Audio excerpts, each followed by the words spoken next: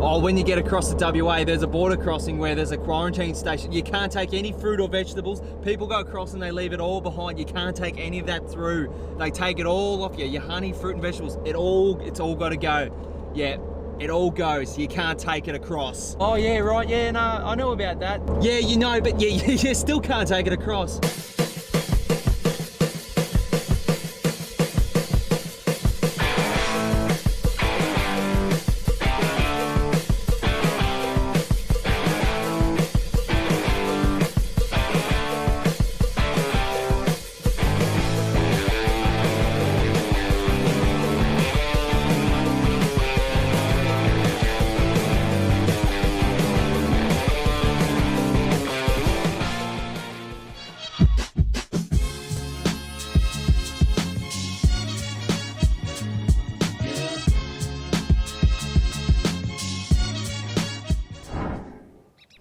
Before we headed off on our trip across the Nullarbor, we stayed a night on Tractor Beach, just out of Streaky Bay. All was going well until we realised our second battery had blown up and was producing 10 volts all the time.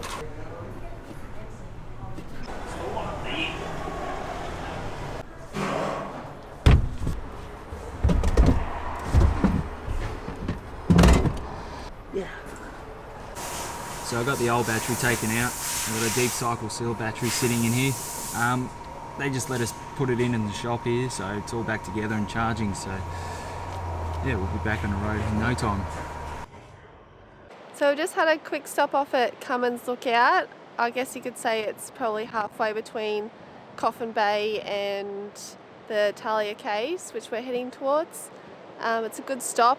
Just have to be careful of the cliff faces because they do quite drop off very quickly. But they've got a little memorial and some good scenic spots to have a look if you want to just have a stop for some lunch. Basically like a knockoff of the Great Australian Bike kind of a drop off, but it's quite incredible, to be honest. There's actually a car park at one side. They've moved the car park back by about 30 metres because it's become unstable. And we had a bit of a close-up look, and you can see how unstable it is. There's actually a whole slither of land which is cracked away about half a metre off, and it's just waiting to fall off. So just goes to show, read the signs and do what they say. Otherwise, you might die. So now we're off to where? Where is it? Talia Caves, if I'm saying it correctly. Ah, yes. So we're probably going to get there a little bit quicker than if Dylan was driving. So that means I drive fast. No. Old Grandpa over here. Oh, well, Grey Nomad. So we've got the better driver driving now. So we'll see you soon. Unfortunately, when we went to check out Talia Caves, they actually had a rock fall which had taken out the footpath that leads to the cave. So we had to settle for the sinkhole and also check out some of the waves in the area. So a slight change of plans and a bit of an update. We arrived in Streaky Bay, and as we got there, this whole coronavirus thing has actually gotten quite out of control. I don't think it's going to be that bad. And it's going to be a bit of a lockdown between borders and states, and the next 48 hours is going to be apparently complete shutdown of a lot of services. So we have hightailed it from Streaky Bay. We got up early this morning at about 6 and we drove through Ceduna, filled up at the servo. And then now we're straight on the Nullarbor. We aim to get across the border obviously today because it's about a 5-hour journey from Ceduna, I think. But we'd like to get to Norseman today, but we'll see how far we get.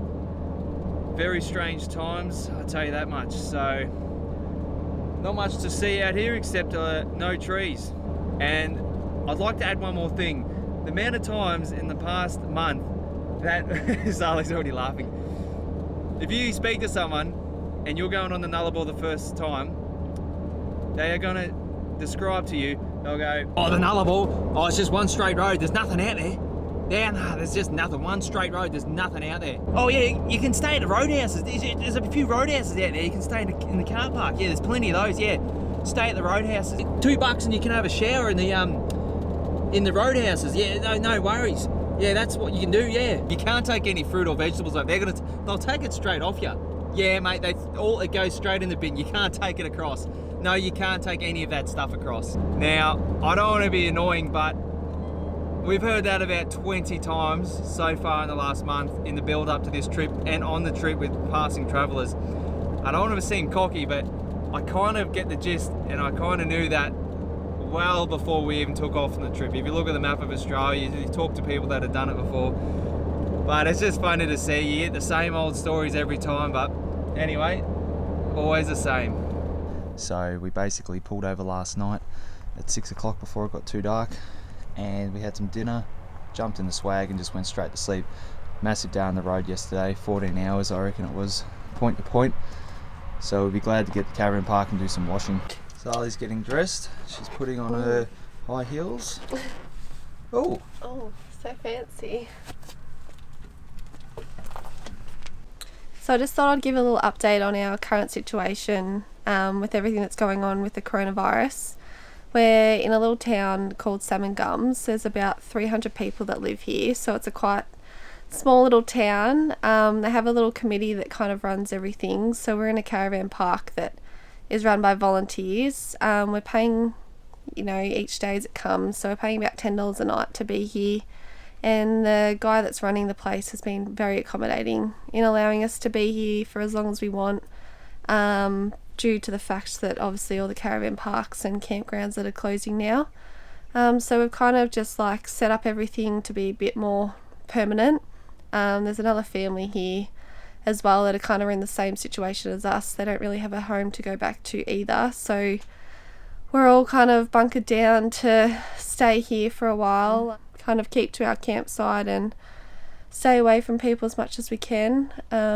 We're looking at probably in the next week or so heading to Perth, so that's kind of the plan at the moment, but we'll give you a bit of a look around at what we've got set up at the moment, and we'll keep updates with our plans. But at the meantime, we're kind of just trying to make the best of the situation and enjoy our time here as temporary residents of Salmon Gums. So we'll see how that goes. Since we're parked up here at Salmon Gums permanently, sort of thing, we basically tried to make it as comfortable as possible. Sally's laughing behind the camera because I keep calling it Salmon Gums, but that sounds a lot better than Salmon Gums. So we've done a few things to make it more comfortable. Fly nets is one of them, and after that I'll show you what we've done to make it a bit more livable. As you can see on the outside here, we've got the 270 awning with all the walls attached except for one. We just moved the solar panel around to track the sun. It seems to keep the 120 amp hour battery up around the 80% most of the time, so we're self-sufficient with that. And this is the Oztent RV3, which attaches on the side of it. Doesn't attach on the side of the awning because it's a different brand, but we picked that up just as a room to attach on the side of the awning as somewhere, a refuge when we're long term somewhere, because it's just a bit nicer than being in the swag. You can stand up and get changed, and we can just jump in there to get away from the flies or the mozzies and watch a movie or something like that. So we've got that set up, and if you come around this way, pretty much we walk in this way. You can zip up other sides and make it so you can walk in different areas, but we've really just blocked it off to make sure we get the most amount of shade as possible.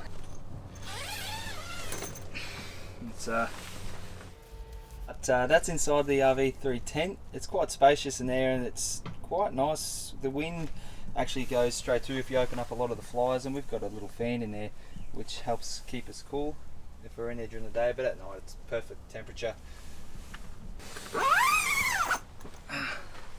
And basically this is where we do everything else. So we've got our little kitchen set up. Now that all the walls are on and we've got that room set up, we've got that much room in here, we don't know what to do with it. So pretty much just a simple table and a gas cooker with a gas bottle, a little collapsible bucket for our dishes, for the cooking, and we've just got for lighting in here is a little LED strip that I've taken from awning to awning, which has come in handy over the years. And a lot of people and a lot of times, oh, you don't get the white light, attracts the bugs. But I've had orange lights, yellow lights, all sorts of lights. Bugs are bugs, and I swear they always go to any light source. So I've left it as white, and if the bugs get bad, I turn it off. So that's sort of how we run with that. So as you saw, the utensils are basically all in the little camping space case there, which we have all of our stuff we use all the time, and then anything else, it's a bit of a pain for Zali because she's a bit shorter, but for me, I can see with the bowls and cups and all that, and we've got, you know, cleaners and the old hand towel, all the basic stuff, and then there is a cupboards in here for rice and muesli bars, and in here is Zali's little kitchenette. So at the fridge, the water tank just down to your right, which is I think it holds about 45 litres, which gets us a good 4 days, 3 to 4 days. And we just store a lot of herbs and spices, sauces, toilet roll, all the great commodities that are needed these days. And we basically kitchen set up there, fridge here, and then it all flows out to the table where we do cooking. So a little bit different, like ideally like a tray one day, but beggars can't be choosers. This is what I got, so that's it. That's what we're doing to keep ourselves comfortable for these couple of weeks we're locked down for. So at the top of the car, we've just got a dirty gear bag here that we've been using to put our rubbish in. It's kind of good because if you're free camping, you do build up quite a bit of rubbish. So when we can't find rubbish bins to put it in, we've just been storing it up here. Just got the zipper up the top, and we just stuff it in, and we've got it strapped to the roof rack for now. That's it. Hey! So this is the other side of the car, which Dylan made this storage system with his bare hands. We've got 3 drawers here. This is where Dylan keeps his knickers and bras in here. And this is where we've got our toiletries. We've got like soap, shampoo and conditioner and all that kind of stuff in there. We've got a kind of shelf each to stick our clothes, and it kind of just the old shelf technique seems to work quite fine. I've got a little box up the top here that we can store, you know, an overflow of toiletries and stuff, that anything else that we might need. There's some brushes, perfume, that kind of thing in there, and it's in a nice little case, so when we're driving and stuff we can clip it and it's not going to move around. Over here we've got a dry bag that we put all our washing and stuff in, and then we've also got a little backpack as well. If we ever decide we want to go on some walks for the day, we'll just take that. And then we've got a shelf, come around here, a shelf around here that we just store like the laptop and the tripod and stuff, or any other bits and pieces, they just sit up there. So we're down in Salmon Gums, Western Australia. We're in the middle of nowhere pretty much, so there's no one else around for kilometres, so we're going for a walk to go find the old brickworks. It's about a 3k walk from camp, and it was finished up in 1920, so 100 years ago. There's still some old mixers and stuff there. I'm getting smashed by march flies, and they're copping me bad at the minute, so I'm gonna have to go on full aggressive stance and stomp them out. Just taking the flies for a walk, really. Well, yeah. Clearly someone's the stinky one out of the two of us. I'm not sure if you can see Dylan's back, but it's covered in flies. We walked along this road for a very long time, and we were told to look out in the bush. On the side of the road you'll find some old bricks, and that's a sign that the brickworks is straight in the bush that way. As you can see, there's not even really a footpath or anything pushed in here, so that's the only thing you're looking for on this road here.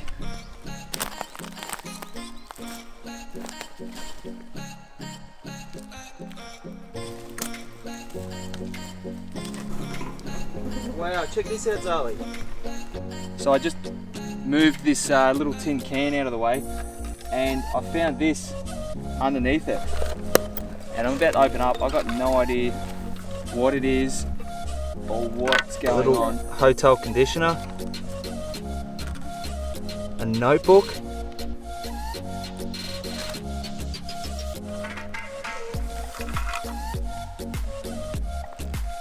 a bag. And what's that, a pen? Oh, whoa. What the hell? Have a read of this.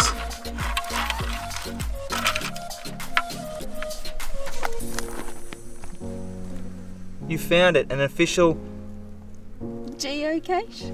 Yeah. Please do not disturb. This is an official game piece. I have no idea what this is all about. We'll have to go to the website or something and check it out. Yeah. Ask one of the locals. Apparently it's some sort of game. So we've just added a name to it like everyone else. There's people here last month, last year. We'll have to figure out what it's all about. We'll put it back together and we'll send the drone up in a minute to show the perspective of how far in the middle of nowhere we are and why it makes it so strange. But I'll put it back the way I found it. Just as lucky I had a pen on me. Weird as.